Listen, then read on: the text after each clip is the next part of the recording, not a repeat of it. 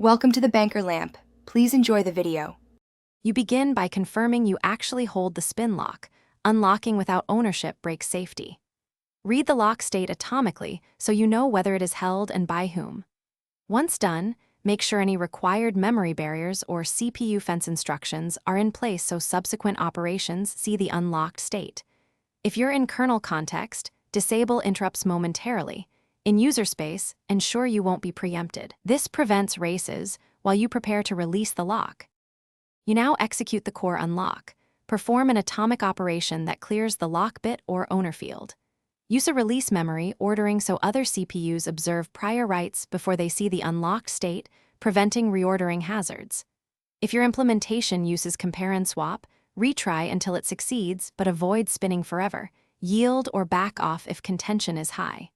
Once the atomic store completes, other waiters can proceed. Make sure to update any bookkeeping, such as debug counters or profiling hooks. You finish by restoring context. Re-enable interrupts or preemption if you turn them off, and perform any wake or notify actions so waiters can acquire the lock. Verify the lock is now clear by reading it atomically. This sanity check helps catch logic bugs early. If something goes wrong, if the lock remains set or a different thread still appears as owner, stop, validate your ownership checks and the atomic primitives used, and add logging. That one troubleshooting tip often reveals stale state or incorrect fences. Thanks for watching. If this was helpful, leave a like and consider subscribing. See you next time.